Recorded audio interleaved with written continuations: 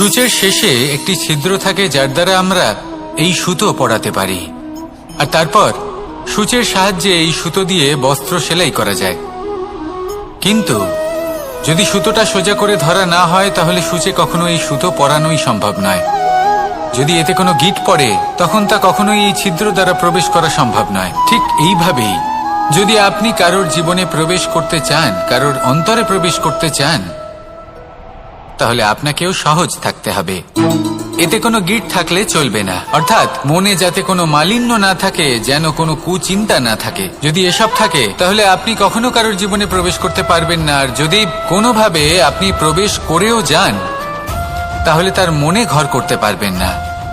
নিজেকে এই সুতোর মতন করে তুলুন, সহজ। মনে যেন কোনো কুচিন্তা না থাকে, সবার প্রতি যেন সদ্ভাবনা থাকে, শুভ চিন্তা থাকে। এমনটা করতে থাকুন। এমন একটা দিন আসবে যেদিন এই সমস্ত সংসারের ব্যক্তির মনে আপনি বাস করবেন, আর তখন এই মন প্রসন্ন হয়ে বলবে, রাধা রাধা। কথায় আছে যে এমন কোনো অক্ষর নেই যার দ্বারা কোনো মন্ত্র হয় না, এমন কোনো বনস্পতি নেই যা নিজেই একটা ঔষধি নয়, পৃথিবীর এমন কোনো ব্যক্তি নেই যার মধ্যে কোনো যোগ্যতা থাকে না। শুধু প্রয়োজন হলো যে ব্যক্তিকে আমরা খুঁজে চলেছি তাকে সঠিকভাবে চিনে নেওয়া। যদি তার যোগ্যতা, তার বিশেষত্ব আমরা বুঝতেই না পারি তাহলে আর লাভ কি রইল? এই সংসারে এমন অনেক ব্যক্তি রয়েছেন যারা ছোট ছোট অসফলতার কারণে আপনাকে এটা বলে দেবে যে আপনি কোনো কাজের নন, আপনি হলেন মূর্খ, আপনি কিছুই করতে পারবেন না। এইসব কথায় কখনোই বিশ্বাস করবেন না, কারণ আপনি এবং প্রত্যেকটি জীব এই পরমাত্মা এবং এই প্রকৃতির সৃষ্টি, যা অত্যন্ত বিশেষ। যদি আপনাকে উদাহরণ দিই তাহলে একদিকে আছে তরোয়াল, একটা বড় লম্বা তরোয়াল যার দ্বারা যুদ্ধ করা যায়, জয়লাভ করা যায়। আর অন্যদিকে রয়েছে একটা ছোট্ট সূচ, কিন্তু যে কাজ একটা ছোট্ট সূচ করতে পারে তা একটা তরোয়াল দ্বারা সম্ভব নয়। এর অর্থ হলো এটাই যে প্রত্যেকটা রচনা অত্যন্ত অমূল্য এবং অত্যন্ত বিশেষ হয়। তাহলে বিশ্বাস রাখুন যে আপনি অত্যন্ত বিশেষ একজন, আর প্রেমের সাথে বলুন, রাধা রাধা। এই সংসারে সব থেকে বড় ব্যক্তি কে?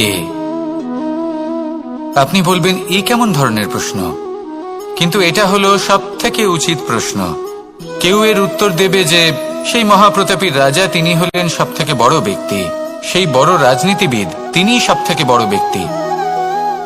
আমি আপনাকে জানাই যে সংসারের সব থেকে বড় ব্যক্তি হলেন তিনি যার সাথে দেখা করলে আপনি নিজেকে ছোট মনে করবেন না। কোনো ব্যক্তি যিনি সব থেকে বেশি শক্তিশালী, আপনি যদি তার সামনে যান তাহলে উনি আপনার অন্তরের শক্তিকে বাইরে বের করে আনবে, আপনার অন্তরে লুকিয়ে থাকা শক্তিকে জাগ্রত করতে প্রেরণা প্রদান করবে। তিনি হলেন বড় ব্যক্তি, তিনি হলেন মহান ব্যক্তি। তিনি নন যিনি নিজের বল এবং ঐশ্বর্য দ্বারা আপনাকে তার সামনে ছোট প্রমাণ করবেন। এবং সেই জন্য মহাদেব আমার আরাধ্য হলেন আমার খুব প্রিয়। কারণ রাজা হোক বা ফকির, কেউ যদি ওনার সামনে যান তাহলে সে নিজেকে ছোট মনে করেন না। আপনিও যদি জীবনে অনেক বড় হতে চান তাহলে কাউকে কখনো নিজেকে ছোট মনে করতে দেবেন না। তার অন্তরে বড় হয়ে ওঠার প্রেরণা প্রদান করুন। আসুন আমার সাথে ভালোবেসে বলুন, রাধা রাধা। পঞ্চতত্ত্বের মধ্যে দ্বিতীয় তত্ত্ব হল ধরণী, ভূমি, যাকে আমরা ধরণী মাতা বলি। এই ধরণী ধৈর্য ধারণ করে, আর এর ওপরেই আমাদের সমগ্র সংসার নির্ভরশীল। কারণ এই ভূমি সহ্য ক্ষমতা রাখে, এর সহ্য ক্ষমতা হলো অপরিসীম। সন্তান যতই আঘাত প্রদান করুক না কেন, প্রেম পূর্বক সহ্য করে, আর তার বদলে অমূল্য রত্ন প্রদান করে। সন্তান যদি হাল চালায় তাহলে তার বদলে তাকে অন্ন প্রদান করে। এটাই হলো ধরণী। এবার এর থেকে আমরা কি শিক্ষা পেতে পারি?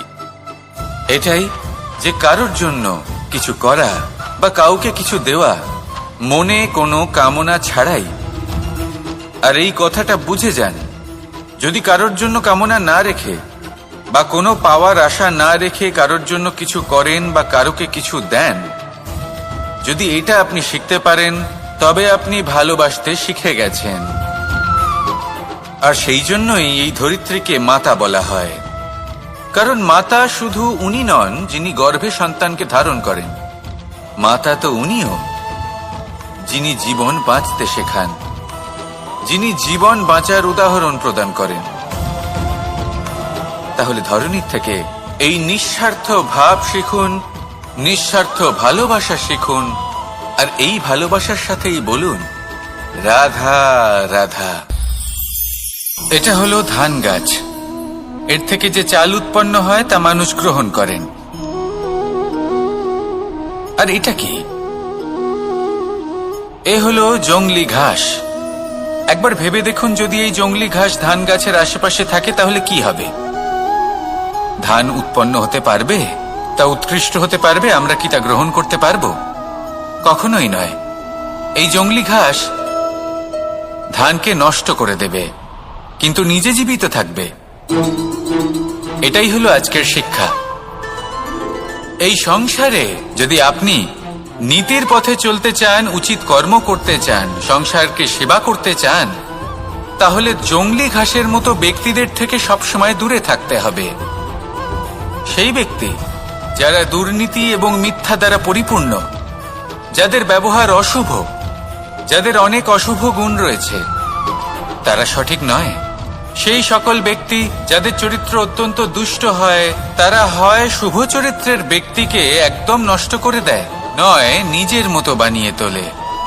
তাই যদি আপনি নীতির পথে চলতে চান, এই সংসারের জন্য শুভ কর্ম করতে চান, তাহলে সেই সঙ্গ লাভ করুন যে সঙ্গ জ্ঞানে পরিপূর্ণ, যাদের মধ্যে অনেক গুণ আছে, যাদের থেকে প্রতিদিন কিছু শিখতে পারবেন। এমন ব্যক্তির সাথে জীবন অতিবাহিত করুন। দুরাচারীদের থেকে দূরে থাকুন। তবেই এই মন প্রসন্ন হয়ে বলবে রাধা রাধা। এই সংসারে আমরা প্রকাশ কোথা থেকে পাই? এর উত্তর বড়ই সরল। ভোরে যখন সূর্যোদয় হয়, তখন প্রকাশের কিরণ আমাদের ঘরে এসে পৌঁছয়। এইভাবেই আমরা প্রকাশ লাভ করি। এবার এই প্রকাশের আলোতেই আমরা সারাদিনের কাজ সম্পন্ন করি। সন্ধে হয়ে যায়, সূর্যাস্তও হয়ে যায়।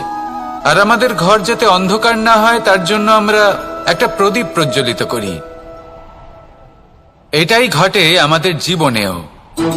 এবার প্রবাহমান আয়ুর সাথে আমরা আমাদের অন্তরে যদি একটা প্রদীপ প্রজ্বলিত করে নিই, তাহলে বিষয়টাই অন্যরকম হবে। এবার আপনি বলবেন, কোন প্রকাশের কথা বলছি যে আমাদের অন্তরে জাগ্রত করা সম্ভব? আমাদের আত্মার মাঝে প্রেমের প্রকাশ জাগ্রত করার কথা বলছি। কারণ আমাদের এই জীবন, এও হলো দিনের আলোর মতো।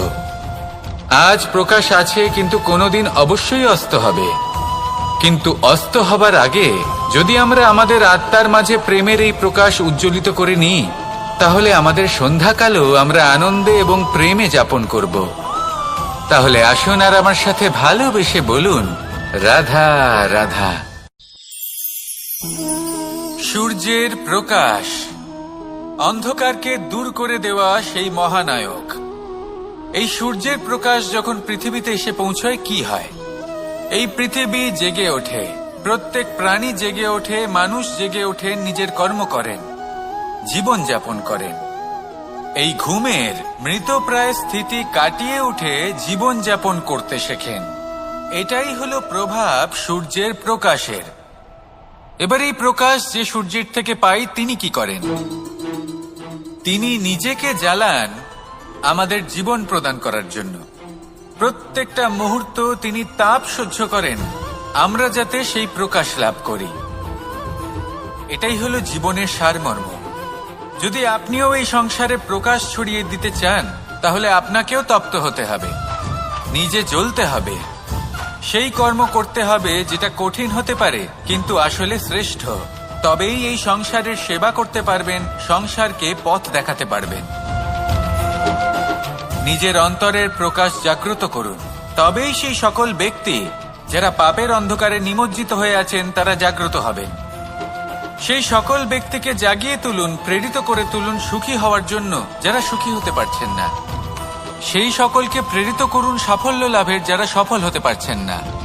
নিজের অন্তরের সূর্যকে জাগ্রত করুন, চারিদিকে শুধু প্রকাশই প্রকাশ হবে, জীবনই জীবন থাকবে, আনন্দই আনন্দ থাকবে, আর এই মন বারবার প্রসন্ন চিত্তে বলে উঠবে, রাধা রাধা। ছোটবেলা থেকেই আমি গরু চড়িয়ে অভ্যস্ত, সেই জন্য সকলে আমাকে গোপাল নামে ডাকত। কিন্তু গোপাল হয়ে আমি একটা অমূল্য শিক্ষা লাভ করেছি। আমি দেখেছি যে গৌশালাতে অনেক বাছুরের মধ্যে একটি গাই তার নিজের বাছুরকে অবশ্যই চিনে ফেলে। যেখানে সমস্ত বাছুর একই রকম দেখতে এবং প্রত্যেকের স্বরও সমান, তারপরেও সকল বাছুরের মধ্যে নিজের বাছুরকে ঠিক চিনতে পেরে যায় এবং তার সাথেই থাকে। ঠিক এইরকমই কিছুটা হয় আমাদের কর্ম এবং তার কর্মফল। আপনি সবার মাঝে থেকেও কোনো কর্ম যদি করেন, সেই কর্মফল সবার মধ্যে আপনাকে চিনে ফেলবে এবং আপনার সাথেই থাকবে। তাই যখনই কর্ম করবেন ভেবে চিন্তে করবেন। কোনো কর্ম করার আগে একবার ভেবে দেখুন, তাহলে জীবনে বারংবার অনুতপ্ত হতে হবে না। কারণ বিষয়টা কিছুটা এরকম যে এই সংসারে আপনি কাল, কর্মফল এবং সময়, এই তিনের হাত থেকে কখনো লুকোতে পারবেন না, কখনো পালাতেও পারবেন না। আসুন আমার সাথে ভালোবেসে বলুন, রাধা রাধা। আভূষণ, কার না ভালো লাগে এই আভূষণ? আমরা পরিশ্রম করি, ধন অর্জন করি, আর আভূষণ কিনে থাকি, কখনো নিজের জন্য, কখনো বা তাদের জন্য যাকে আমরা ভালোবাসি, বা তাদের জন্য যাকে আমরা সম্মান করি। হয়তো সেই জন্যই সীতা চূড়ামণি ধারণ করেছিলেন এবং আমি সামন্তকমণি। কিন্তু এটাই কি সেই প্রকৃত আভূষণ যা আপনার মূল্য বৃদ্ধি করে? না। শ্রীরামের আভূষণ হল ওনার নম্র ভদ্র ব্যবহার। মাতা সীতার আভূষণ হল ওনার সততা, ওনার নিষ্ঠা, ওনার ত্যাগ। অর্জুনের আভূষণ ছিল ওনার একাগ্রতা। রাধার আভূষণ ওনার প্রেম। এই আভূষণ কোথাও নেই, আপনার মনে আছে।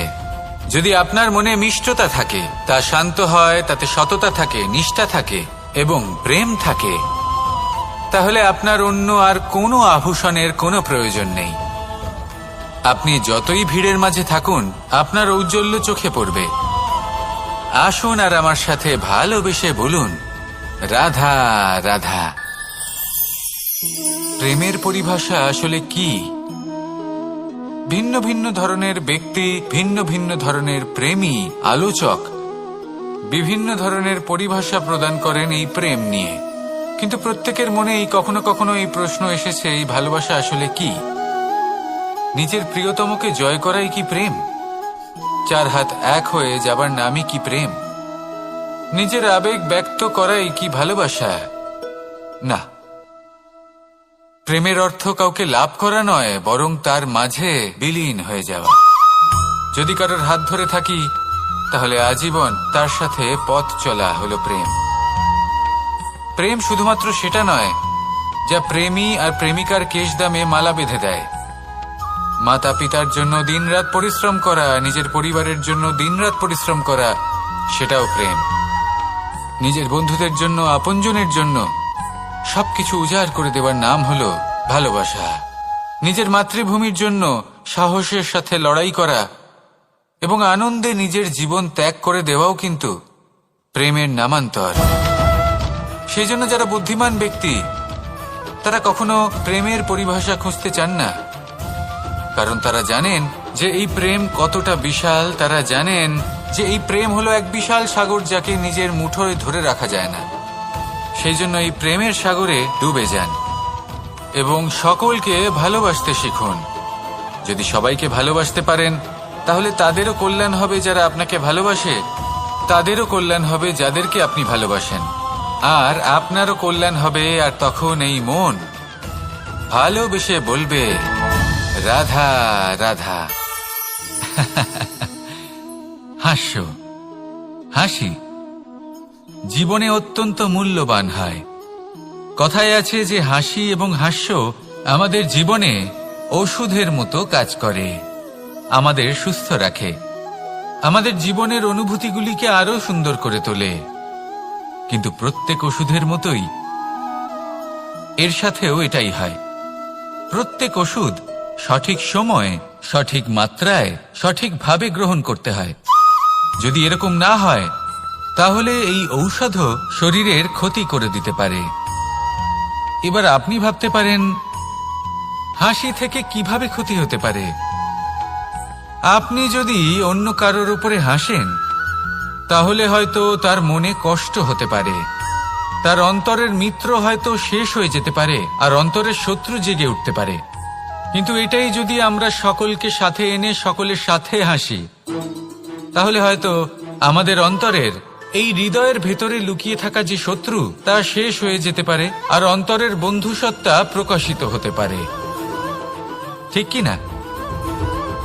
এবার আপনাকে উদাহরণ দিই। যখন দ্রৌপদী দুর্যোধনকে নিয়ে হেসেছিল তখন তা মহাভারতের সৃষ্টির কারণ হয়েছিল। কিন্তু সেইখানেই যখন পার্থ আর মাধব একসাথে বসে মৃদুমন্দ হাসতেন তখন ধর্ম স্থাপন করা হয়েছিল। তা আপনি কি চান?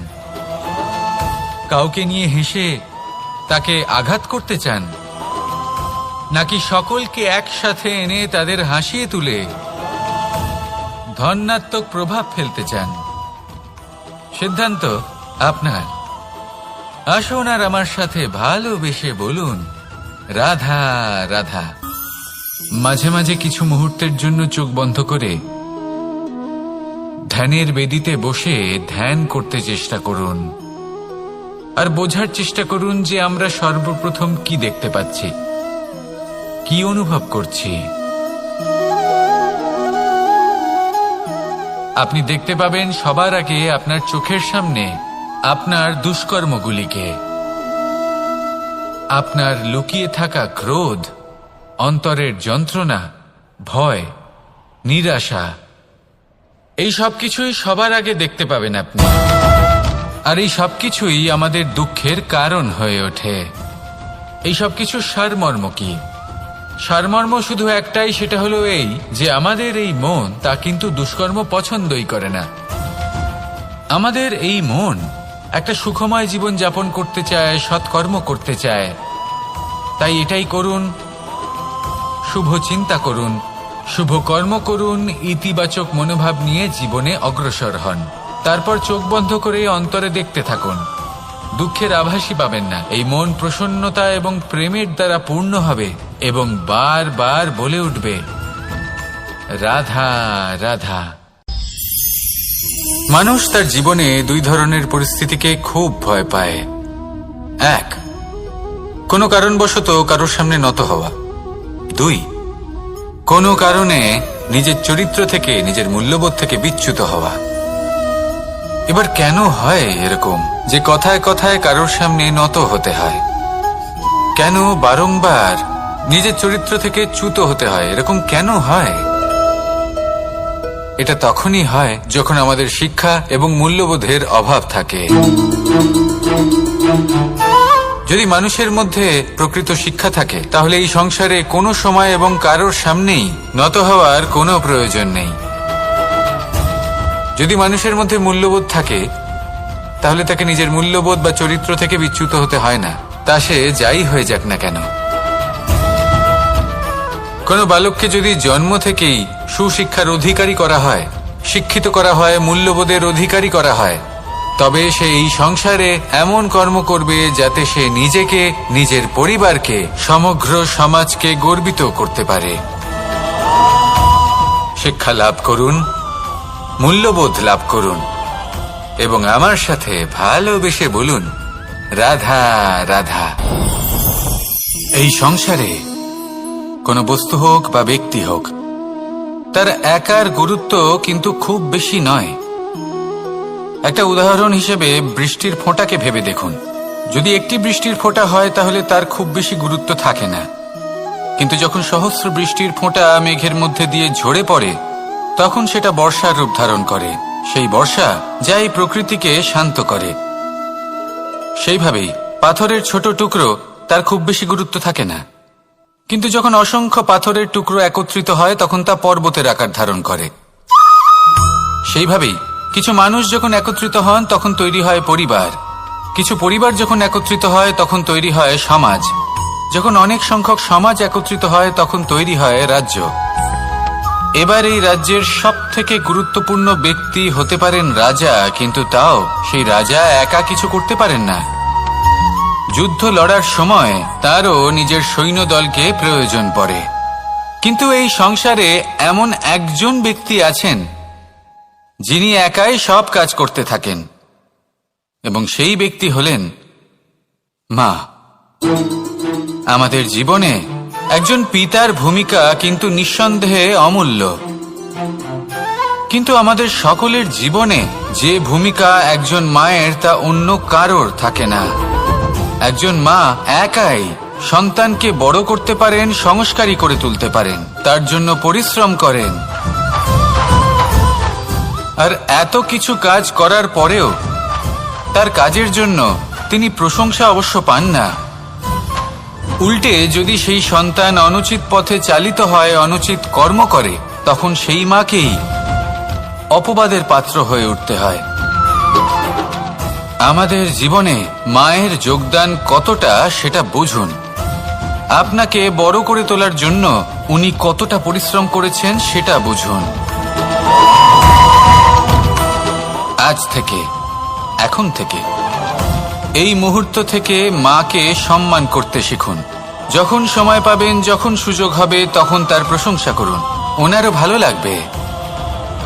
আর মায়ের এই মমতার জন্য, তার এই ভূমিকার জন্য আসুন সবাই মিলে আমরা তাকে প্রণাম করি, আর সকলে মিলে ভালোবেসে বলি রাধা রাধা।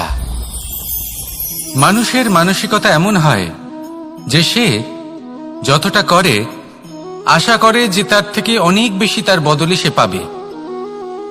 দেখুন, সবকিছুই আপনার ভাবনা চিন্তার উপর নির্ভর করছে। আপনি যদি ফলের বিষয়ে ভেবে কর্ম করতে থাকেন তাহলে সেটা অনুচিত। জীবনের আসল আনন্দ হলো নিজের কর্ম করতে থাকা, ফলের চিন্তা করা উচিত নয়। যদি আপনি এরকম ভাবেন যে আমি এতটা করছি, আমার এতটা পাওয়া উচিত, সেই ভাবনা অনুচিত। যদি আপনি সেবার মানসিকতা নিয়ে কর্ম করতে থাকেন, কর্মচক্রে প্রবাহিত হন, যদি আপনি এমন ভাবনা রাখেন যে আমি এতটা পাচ্ছি তাই এর থেকে অনেক বেশি আমি কর্ম করব, তাহলে নিশ্চিত রূপে আপনি যতটা করছেন তার থেকে অনেক বেশি আপনি পাবেন, আপনার আশার থেকে অনেক বেশি আপনি পাবেন। শুধু জীবনে অনেক বেশি কাজ করতে থাকুন, ফলের চিন্তা করবেন না। আর মনে রাখবেন, এই ভাবনাই সব থেকে বড় বীজ। কর্মের উপর বিশ্বাস রাখুন, জীবনে যা যা আপনি চান সবই সুখময় হবে। আসুন আর আমার সাথে ভালোবেসে বলুন রাধা রাধা। আপনি কখনো পর্বতের শিখরে উঠেছেন? আপনি দেখতে পাবেন পর্বতের পদতলে প্রচুর সুন্দর ফুল রয়েছে, সবুজ বনানী রয়েছে। যত আপনি ওপরে উঠতে থাকবেন তত ফুল কমতে থাকবে, সবুজ বনানী কমতে থাকবে। আরো কিছুটা ওপরে উঠলে কাঁটা জাতীয় গাছ দেখতে পাবেন, শুকনো গাছ দেখতে পাবেন। আরো যদি ওপরে ওঠেন তাহলে পাষাণ দেখতে পাবেন। আরো উপরে উঠলে হিমখণ্ড দেখতে পাবেন। এই যে পর্বত, তা মনুষ্য জীবনের সবথেকে উত্তম উদাহরণ। মানুষ যখন সাফল্যের শিখরে পৌঁছতে চান, মহানুভবতার শিখরে পৌঁছতে চান, পথে যত আস্তে আস্তে উপরে উঠতে থাকেন ততই ভৌতিক বস্তু তার থেকে বিচ্ছিন্ন হতে থাকে। যদি তিনি সেই ভৌতিক বস্তুগুলি ত্যাগ না করতে পারেন তাহলে কখনোই সেই স্থানে পৌঁছতে পারবেন না। আর মানুষ যদি উচিত ত্যাগ করতে পারেন, পথে অগ্রসর হতে থাকেন, এগোতে থাকেন, তাহলে একদিন না একদিন তিনি মহানুভবতার, জ্ঞানের, সাফল্যের হিমের স্বাদ অবশ্যই লাভ করবেন। মনে রাখবেন, মানব জীবনের ত্যাগ হলো অত্যন্ত গুরুত্বপূর্ণ অংশ। আসুন আমার সাথে ভালোবেসে বলুন রাধা রাধা। আপনি কখনো কোনো বাজকে নিজের বাসা বানাতে দেখেছেন? এই বাজ যখনই কোনো বাসা বানায় তখন উঁচু গাছের ডালে বা কোনো পর্বতের শিখরে বাসা বানায়। অনেক উচ্চতায়, আর সেখানে তার সন্তানও জন্মগ্রহণ করে। যখন এই সন্তানেরা জন্মায় তখন এই বাজ খুবই ভালোবেসে এবং খুব সাবধানে এদের পালন পোষণ করে। নিজের ঠোঁট দিয়ে তাদের ঠোঁটে খাবার পরিবেশন করে। কিন্তু যেই সেই সন্তানেরা হৃষ্টপুষ্ট হয়ে যায় এবং সেই কথা বাজ নিজে বুঝতে পেরে যায়, সেই বাজ নিজেই সেই বাসা ছিন্ন ভিন্ন করে দেয়। সেই সন্তান যাদের সবেমাত্র ডানা গজিয়েছে, কিভাবে উড়তে হয় তারা জানে না, সেই সন্তানগুলিকে উচ্চতা থেকে ঠেলে দেয়। সেই সন্তান প্রথমে ভয়ভীত হয়ে যায়। তারা সামনে মৃত্যুকে দেখতে পেয়ে ভয়ের কারণে তাদের ডানা ঝাপটাতে থাকে, আর সেই প্রক্রিয়াতেই সেই সন্তানগুলি উড়তে শুরু করে দেয়। এবার এই ঘটনায় আমরা কি শিক্ষা পেতে পারি? এটাই, যদি আপনি মাতা পিতা হন তাহলে নিজের সন্তানকে অবশ্যই স্নেহ করুন, কিন্তু তাদেরকে নিজের আঁচলের তলায় বেঁধে রাখবেন না। যদি আপনি চান আপনার সন্তান জীবনে উন্নতি করুক, তাহলে নিজের মুঠো থেকে তাদের স্বতন্ত্র করে দিন। এই সংসারে সংঘর্ষ করতে দিন। সেই সন্তান নিজেই বুঝতে পারবে যে জন্মের সময় পাওয়া ডানা কি করে ব্যবহার করতে হয়। আর আপনার চোখের সামনে আপনার সন্তান এই আকাশে উড়তে থাকবে। তাহলে আসুন আমার সাথে ভালোবেসে বলুন, রাধা রাধা। এই সংসারে সব থেকে বড় ব্যক্তি কে? আপনি বলবেন, এই কেমন ধরনের প্রশ্ন?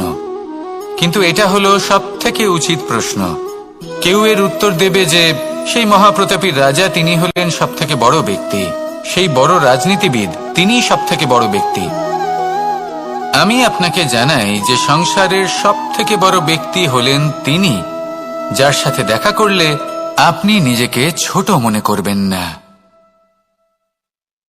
কোনো ব্যক্তি যিনি সব থেকে বেশি শক্তিশালী, আপনি যদি তার সামনে যান তাহলে উনি আপনার অন্তরের শক্তিকে বাইরে বের করে আনবে।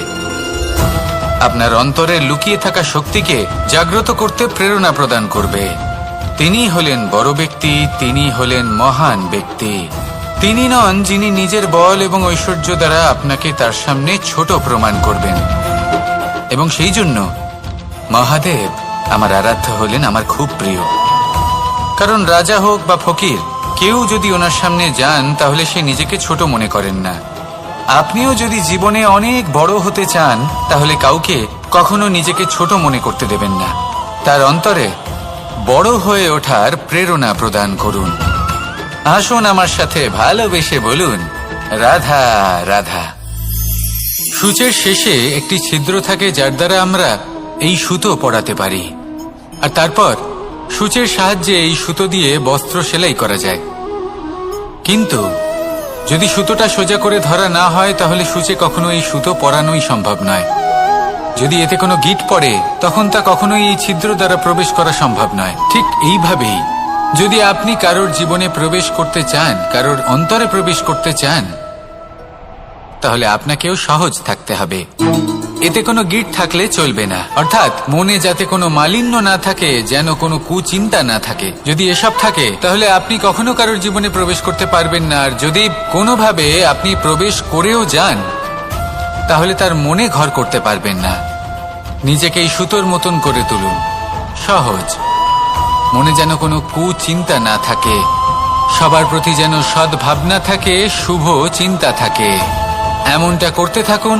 এমন একটা দিন আসবে যেদিন এই সমস্ত সংসারের ব্যক্তির মনে আপনি বাস করবেন। আর তখন এই মন প্রসন্ন হয়ে বলবে, রাধা রাধা। কথায় আছে যে এমন কোনো অক্ষর নেই যার দ্বারা কোনো মন্ত্র হয় না। এমন কোনো বনস্পতি নেই যা নিজেই একটা ঔষধি নয়। পৃথিবীর এমন কোনো ব্যক্তি নেই যার মধ্যে কোনো যোগ্যতা থাকে না। শুধু প্রয়োজন হলো যে ব্যক্তিকে আমরা খুঁজে চলেছি তাকে সঠিকভাবে চিনে নেওয়া। যদি তার যোগ্যতা, তার বিশেষত্ব আমরা বুঝতেই না পারি তাহলে আর লাভ কি রইল? এই সংসারে এমন অনেক ব্যক্তি রয়েছেন যারা ছোট ছোট অসফলতার কারণে আপনাকে এটা বলে দেবে যে আপনি কোনো কাজের নন, আপনি হলেন মূর্খ, আপনি কিছুই করতে পারবেন না। এইসব কথায় কখনোই বিশ্বাস করবেন না। কারণ আপনি এবং প্রত্যেকটি জীব এই পরমাত্মা এবং এই প্রকৃতির সৃষ্টি, যা অত্যন্ত বিশেষ। যদি আপনাকে উদাহরণ দিই, তাহলে একদিকে আছে তরোয়াল, একটা বড় লম্বা তরোয়াল, যার দ্বারা যুদ্ধ করা যায়, জয়লাভ করা যায়। আর অন্যদিকে রয়েছে একটা ছোট্ট সূচ, কিন্তু যে কাজ একটা ছোট্ট সূচ করতে পারে তা একটা তরোয়াল দ্বারা সম্ভব নয়। এর অর্থ হলো এটাই যে প্রত্যেকটা রচনা অত্যন্ত অমূল্য এবং অত্যন্ত বিশেষ হয়। তাহলে বিশ্বাস রাখুন যে আপনি অত্যন্ত বিশেষ একজন, আর প্রেমের সাথে বলুন রাধা রাধা। এটা হলো ধান গাছ। এর থেকে যে চাল উৎপন্ন হয় তা মানুষ গ্রহণ করেন। আর এটা কি? এ হলো জংলি ঘাস।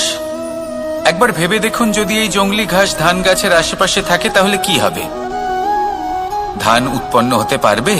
তা উৎকৃষ্ট হতে পারবে? আমরা কি তা গ্রহণ করতে পারবো? কখনোই নয়।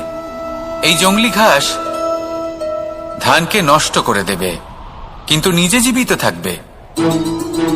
এটাই হলো আজকের শিক্ষা। এই সংসারে যদি আপনি নীতির পথে চলতে চান, উচিত কর্ম করতে চান, সংসারকে সেবা করতে চান, তাহলে জংলি ঘাসের মতো ব্যক্তিদের থেকে সবসময় দূরে থাকতে হবে। সেই ব্যক্তি যারা দুর্নীতি এবং মিথ্যা দ্বারা পরিপূর্ণ, যাদের ব্যবহার অশুভ, যাদের অনেক অশুভ গুণ রয়েছে, তারা সঠিক নয়। সেই সকল ব্যক্তি যাদের চরিত্র অত্যন্ত দুষ্ট হয়, তারা হয় শুভ চরিত্রের ব্যক্তিকে একদম নষ্ট করে দেয়, নয় নিজের মতো বানিয়ে তোলে।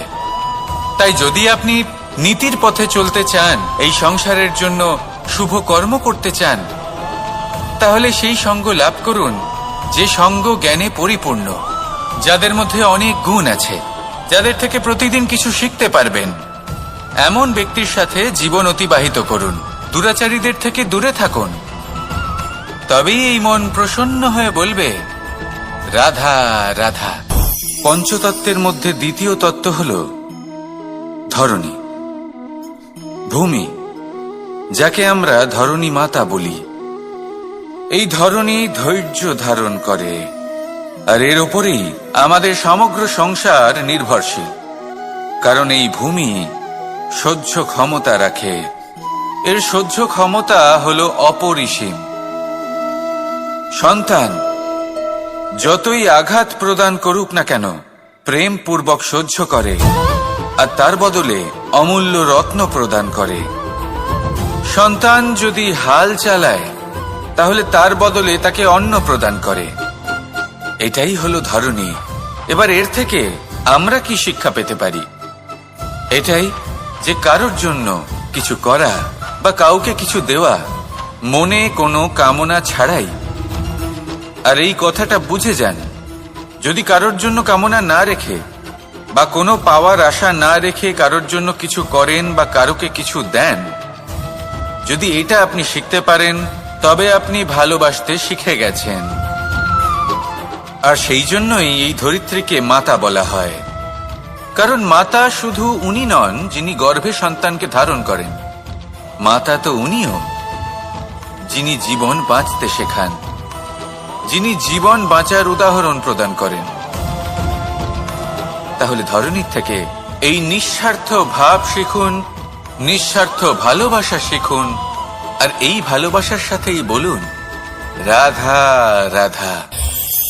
এই সংসারে আমরা প্রকাশ কোথা থেকে পাই? এর উত্তর বড়ই সরল।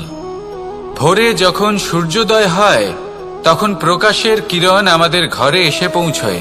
এইভাবেই আমরা প্রকাশ লাভ করি। এবার এই প্রকাশের আলোতেই আমরা সারাদিনের কাজ সম্পন্ন করি। সন্ধে হয়ে যায়, সূর্যাস্তও হয়ে যায়, আর আমাদের ঘর যাতে অন্ধকার না হয় তার জন্য আমরা একটা প্রদীপ প্রজ্বলিত করি। এটাই ঘটে আমাদের জীবনেও। এবার প্রবাহমান আয়ুর সাথে আমরা আমাদের অন্তরে যদি একটা প্রদীপ প্রজ্বলিত করে নিই, তাহলে বিষয়টাই অন্যরকম হবে। এবার আপনি বলবেন, কোন প্রকাশের কথা বলছি যে আমাদের অন্তরে জাগ্রত করা সম্ভব? আমাদের আত্মার মাঝে প্রেমের প্রকাশ জাগ্রত করার কথা বলছি। কারণ আমাদের এই জীবন এও হলো দিনের আলোর মতো। আজ প্রকাশ আছে, কিন্তু কোনোদিন অবশ্যই অস্ত হবে। কিন্তু অস্ত হবার আগে যদি আমরা আমাদের আত্মার মাঝে প্রেমের এই প্রকাশ উজ্জ্বলিত করে নিই, তাহলে আমাদের সন্ধ্যাকালও আমরা আনন্দে এবং প্রেমে যাপন করব। তাহলে আসুন আর আমার সাথে ভালোবেসে বলুন, রাধা রাধা। সূর্যের প্রকাশ অন্ধকারকে দূর করে দেওয়া সেই মহানায়ক। এই সূর্যের প্রকাশ যখন পৃথিবীতে এসে পৌঁছয় কি হয়? এই পৃথিবী জেগে ওঠে, প্রত্যেক প্রাণী জেগে ওঠে, মানুষ জেগে ওঠে, নিজের কর্ম করেন, জীবন যাপন করেন। এই ঘুমের মৃতপ্রায় স্থিতি কাটিয়ে উঠে জীবন যাপন করতে শেখেন। এটাই হলো প্রভাব সূর্যের প্রকাশের। এবার এই প্রকাশ যে সূর্যের থেকে পাই, তিনি কি করেন? তিনি নিজেকে জ্বালান আমাদের জীবন প্রদান করার জন্য। প্রত্যেকটা মুহূর্ত তিনি তাপ সহ্য করেন, আমরা যাতে সেই প্রকাশ লাভ করি। এটাই হলো জীবনের সারমর্ম। যদি আপনিও এই সংসারে প্রকাশ ছড়িয়ে দিতে চান, তাহলে আপনাকেও তপ্ত হতে হবে, নিজে জ্বলতে হবে, সেই কর্ম করতে হবে যেটা কঠিন হতে পারে কিন্তু আসলে শ্রেষ্ঠ। তবেই এই সংসারের সেবা করতে পারবেন, সংসারকে পথ দেখাতে পারবেন। নিজের অন্তরের প্রকাশ জাগ্রত করুন, তবেই সেই সকল ব্যক্তি যারা পাপের অন্ধকারে নিমজ্জিত হয়ে আছেন তারা জাগ্রত হবেন। সেই সকল ব্যক্তিকে জাগিয়ে তুলুন, প্রেরিত করে তুলুন সুখী হওয়ার জন্য যারা সুখী হতে পারছেন না। সেই সকলকে প্রেরিত করুন সাফল্য লাভের যারা সফল হতে পারছেন না। নিজের অন্তরের সূর্যকে জাগ্রত করুন, চারিদিকে শুধু প্রকাশই প্রকাশ হবে, জীবনই জীবন থাকবে, আনন্দই আনন্দ থাকবে। আর এই মন বারবার প্রসন্ন চিত্তে বলে উঠবে, রাধা রাধা। ছোটবেলা থেকেই আমি গরু চড়িয়ে অভ্যস্ত, সেই জন্য সকলে আমাকে গোপাল নামে ডাকত। কিন্তু গোপাল হয়ে আমি একটা অমূল্য শিক্ষা লাভ করেছি। আমি দেখেছি যে গৌশালাতে অনেক বাছুরের মধ্যে একটি গাই তার নিজের বাছুরকে অবশ্যই চিনে ফেলে। যেখানে সমস্ত বাছুর একই রকম দেখতে এবং প্রত্যেকের স্বরও সমান, তারপরেও সকল বাছুরের মধ্যে নিজের বাছুরকে ঠিক চিনতে পেরে যায় এবং তার সাথেই থাকে। ঠিক এইরকমই কিছুটা হয় আমাদের কর্ম এবং তার কর্মফল। আপনি সবার মাঝে থেকেও কোনো কর্ম যদি করেন, সেই কর্মফল সবার মধ্যে আপনাকে চিনে ফেলবে এবং আপনার সাথেই থাকবে। তাই যখনই কর্ম করবেন ভেবে চিন্তে করবেন। কোনো কর্ম করার আগে একবার ভেবে দেখুন, তাহলে জীবনে বারংবার অনুতপ্ত হতে হবে না। কারণ বিষয়টা কিছুটা এরকম যে এই সংসারে আপনি কাল, কর্মফল এবং সময়, এই তিনের হাত থেকে কখনো লুকোতে পারবেন না, কখনো পালাতেও পারবেন না। আসুন আমার সাথে ভালোবেসে বলুন, রাধা রাধা। আভূষণ কার না ভালো লাগে? এই আভূষণ আমরা পরিশ্রম করি, ধন অর্জন করি আর আভূষণ কিনে থাকি, কখনো নিজের জন্য, কখনো বা তাদের জন্য যাকে আমরা ভালোবাসি, বা তাদের জন্য যাকে আমরা সম্মান করি।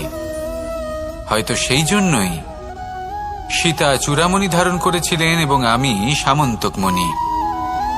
কিন্তু এটাই কি সেই প্রকৃত আভূষণ যা আপনার মূল্য বৃদ্ধি করে? না। শ্রীরামের আভূষণ হল ওনার নম্র ভদ্র ব্যবহার। মাতা সীতার আভূষণ হল ওনার সততা, ওনার নিষ্ঠা, ওনার ত্যাগ। অর্জুনের আভূষণ ছিল ওনার একাগ্রতা।